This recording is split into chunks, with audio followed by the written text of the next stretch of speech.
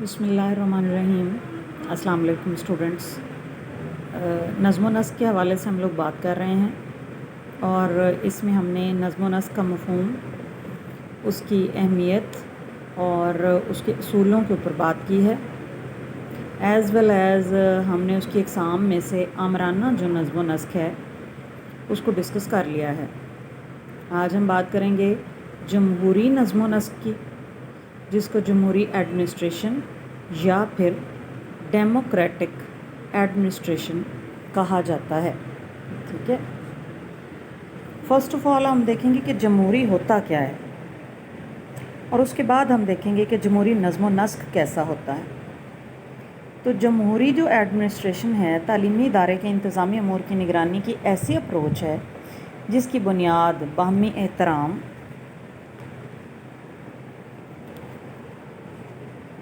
मुशावरत यानी मशवरा करना, आज़ादी इज़हार ख़याल मतलब अपना पॉइंट ऑफ व्यू बयान करने की आज़ादी, और इश्तराक अमल यानी मिलजुल कर ताउन से कोऑर्डिनेशन कोऑपरेशन के साथ काम करना।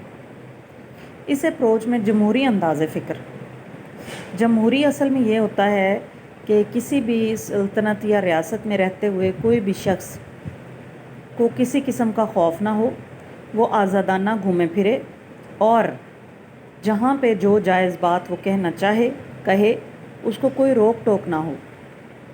हर शख्स को आवाज़ बुलंद करने का हक़ हो या आज़ादी हो, और वो आज़ादी के साथ अपना जो ज़िंदगी का सिलसिला कार है वो जारी रखे। जहाँ पे वो कुछ कहना चाहे या कुछ करना चाहे, क़वानीन की लिमिट्स में रहते हुए वो जो भी बात करना चाहे या जो भी काम करना चाहे उसे कोई रोक टोक ना हो। ये असल में जमहूरी होता है। ठीक है जी। जमहूरी अंदाज़ फ़िक्र यानी जमहूरी अंदाज़ में जो सोचना है इंतज़ामी सरगर्मियों की बुनियाद होता है। मतलब अगर ये वाली तमाम एथिक्स को अगर हम साथ लेकर चलेंगे तो इसका मतलब है कि हम जमहूरी अंदाज़ में सोच रहे हैं। हम हर फ़र्द को बात करने की, काम करने की आज़ादी दे रहे हैं, उसका पॉइंट ऑफ व्यू सुन रहे हैं, उसकी बात को अहमियत दे रहे हैं। इसे लामरकज़ निज़ाम इंतज़ाम भी कहा जाता है। लामरकज़ यानी डिसेंट्रलाइजेशन, डिसेंट्रलाइज्ड। जो सेंट्रलाइज्ड है वो मैंने आपको ये देखें एक बना के दिखाया था सर्कल सा। इसमें मैंने आपको बताया था कि ये बीच में एक बंदा खड़ा हुआ है और वो हर चीज़ का ऑल इन ऑल है। वो किसी और को बीच में भटकने नहीं दे रहा, वो खुद खड़ा हुआ है और वो सारे काम को उसने अपनी मुट्ठी में जकड़ा हुआ है। लामरकज़ियत, डिसेंट्रलाइजेशन यानी इख्तियारात की तकसीम, इख्तियारात का एक जगह पर महदूद ना होना। ठीक है। जमहूरी एडमिनिस्ट्रेशन की खुसूसियात क्या होती हैं? अब जैसा कि हमने थोड़ा सा इसका तारुफ देख लिया तो पता तो चल ही गया है कि ये एक अच्छा और पॉजिटिव इंतज़ामी सिस्टम होता है। और इसमें फ़र्स्ट ऑफ़ ऑल ये होता है कि इस तरह की एडमिनिस्ट्रेशन की फ़िज़ा में एतमाद और बाहमी एहतराम होता है। जमहूरी तर्ज़ इंतज़ाम में स्कूल की अमूमी फ़िज़ा में एतमाद और बाहमी एहतराम के जज्बात नज़र आते हैं। स्कूल के तमाम अनासर, अब अनासर कौन से हैं जी?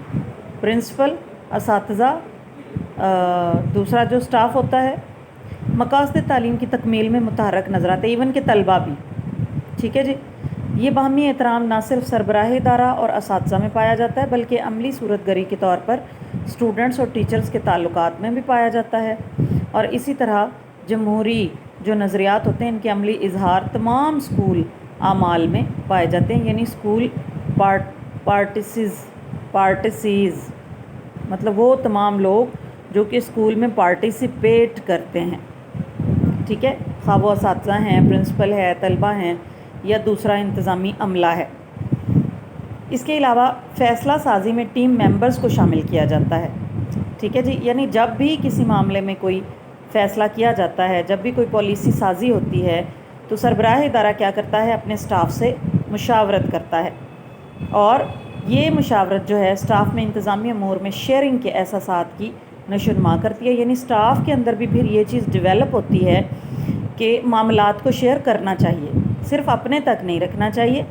लेकिन वो बंदा जो कि वो आमराना है وہ کیونکہ تمام معاملات کو اپنے تک رکھتا ہے، اسٹاف کو اہمیت نہیں دیتا، اس کے ساتھ شیئر نہیں کرتا، تو پھر اسٹاف کے اندر بھی ویسی ہی ہیبٹس پیدا ہو جاتی ہیں۔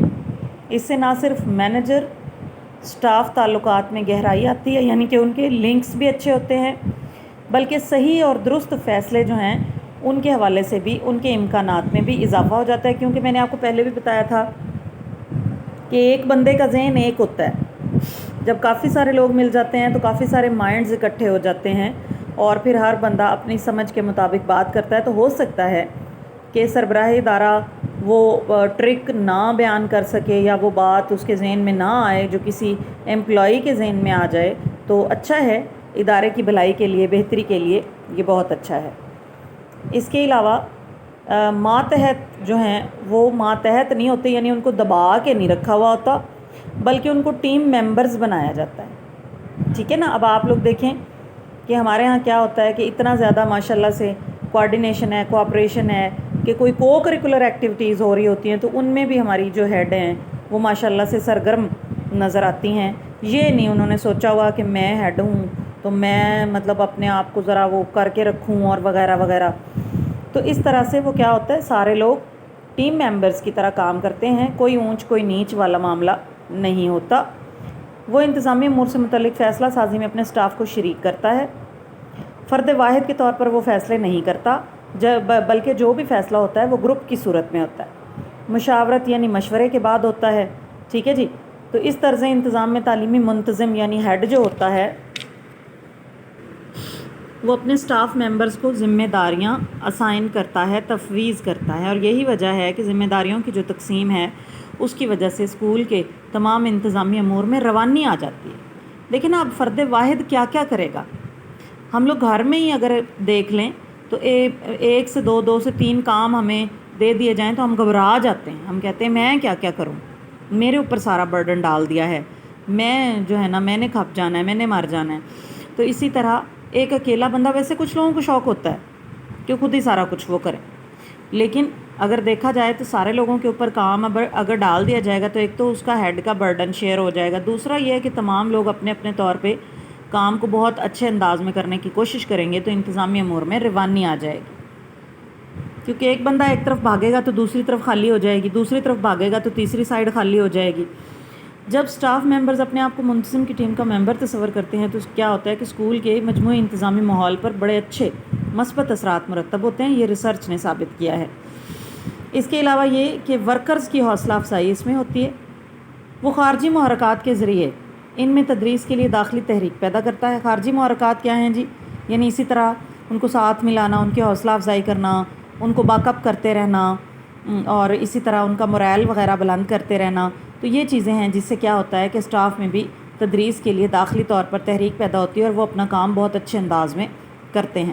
اب اس سے ہوتا کیا ہے کہ اسٹوڈنٹس کی تعلیمی کارکردگی بہت اعلیٰ صورت میں ظاہر ہوتی ہے۔ یقیناً جب ٹیچرز اپنی جگہ محنت سے کام کریں گے تو بچے کیوں اچھا رزلٹ نہیں دیں گے۔ جمہوری تعلیمی منتظم اس بات سے آگاہ ہوتا ہے کہ اس کے رفقائے کار صلاحیتوں کے حامل ہیں اور ان صلاحیتوں کو اسکول پروگرامز میں بہتری لانے کے لیے استعمال، بلکہ میں آپ کو ایک بات بتاؤں، ایک بڑے راز کی بات بتاؤں کہ آپ اگر کسی بندے سے کوئی کام نکلوانا چاہتے ہیں نا تو آپ اس کو کہیں کہ you have many guts, you have many capabilities, آپ کر سکتے ہیں، آپ کو کرنا چاہیے۔ تو یعنی اس قسم کے پازیٹیو جو جیسچرز ہیں یا پازیٹیو جو ویوز ہیں وہ آپ کو دینے چاہیے کہ ایک بندہ اگر کام کرنے کے موڈ میں نہیں بھی ہے یا اس کو لگ رہا ہے کہ میں نہیں کر پاؤں گا تو وہ بھی انتھوزیاسٹک ہو جائے، پرجوش ہو جائے، انرجیٹک ہو جائے اور وہ کہے کہ ہاں بالکل مجھے کہہ دیا ہے تو میں کر کے دکھاؤں گا۔ اور واقعی میں نے ایسے ممبرز دیکھے ہیں کہ جو کسی کام کے حوالے سے تھوڑے پریشان بھی ہو جاتے ہیں کہ یہ کیسے ہوگا، لیکن جب وہ کرنے لگتے ہیں تو ماشاءاللہ وہ بہت بہترین ہو جاتا ہے۔ تو یہ تھوڑا سا ہے اس میں۔ اچھا، اس کے علاوہ اعلیٰ لیول آزادی اظہار رائے کا موقع اس میں ملتا ہے، ٹھیک ہے جی۔ اب کیا ہے کہ جمہوری منتظم اپنے سٹاف میں باہمی احترام، رواداری، مشاورت، مثبت تنقید کے کلچر کو فروغ دیتا ہے۔ وہ ان سے مشاورت کرتا ہے اور ان کی دی گئی تجاویز جو ہے ان کو تعمیری انداز میں لیتا ہے، اس کی بنا پر اپنی انتظامی حکمت عملی کرتا ہے، اور کیا ہوتا ہے کہ اس میں اعلیٰ درجے کی جو اظہار رائے کی آزادی ہے اس کی حوصلہ افزائی کی جاتی ہے۔ اسی آزادی اظہار رائے کے ذریعے فرد کی تخلیقی صلاحیتیں جو ہیں وہ ماحول میں مثبت تبدیلیاں لانے کے لیے استعمال ہوتی ہیں۔ اور اس کے علاوہ جمہوریہ ایڈمنسٹریشن صلاحیتوں کی نشو و نما کے مواقع فراہم کرتی ہے، یعنی ہر فرد کو اللہ تعالیٰ نے کچھ صلاحیتوں سے نوازا ہے۔ اب ایک بندہ کہے کہ بس میں ہی سب کچھ ہوں یا مجھے ہی سب کچھ آتا ہے، تو یہ غلط بات ہے۔ ہر بندے میں ایبیلٹیز ہوتی ہیں، بس صرف ان کو نکھارنے، ان کو نکالنے، ظاہر کرنے کی ایک ٹیکنیک آنی چاہیے، ایک طریقہ کار ہونا چاہیے۔ اچھا، جمہوری ایڈمنسٹریشن باہمی احترام، رواداری، مثبت تنقید اور مشاورت جیسی جمہوری اقدار پر یقین رکھتی ہے۔ یہ اقدار فرد کی صلاحیتوں کی نشو و نما کے لیے بنیادی اہمیت کے حامل ہوتے ہیں۔ جمہوری طرز انتظام میں فرد پیشہ ورانہ ذمہ داریوں کی تکمیل کے لیے اپنی ممکنہ صلاحیتیں استعمال کرتا ہے۔ یہ طرز انتظام اسے گروہی منصوبوں میں شرکت کے مواقع دیتا ہے۔ اس سے فرد کی صلاحیتوں کی نشو و نما ہوتی ہے اور اسکول کے جو مقاصد ہیں ان کو پورا کرنے کے امکانات بہت بڑھ جاتے ہیں۔ تو اس میں ہمیں کوئی بھی ایز سچ کوئی نیگیٹو جو بات ہے وہ نظر نہیں آئی۔ جمہوری طرز انتظام ایک بہت اچھا اور مثبت طرز انتظام ہے، اور اگر اس کلچر کو ہم پروموٹ کریں تو بہت سے اچھے اور دور رس نتائج نکل سکتے ہیں۔ یہ تھا ہمارا آج کا لیکچر جمہوری ایڈمنسٹریشن کے حوالے سے۔ اب ایک ہمارے پاس ریمیننگ ہے عدم مداخلتی، وہ انشاءاللہ ہم اگلے لیکچر میں اس کو ڈسکس کریں گے۔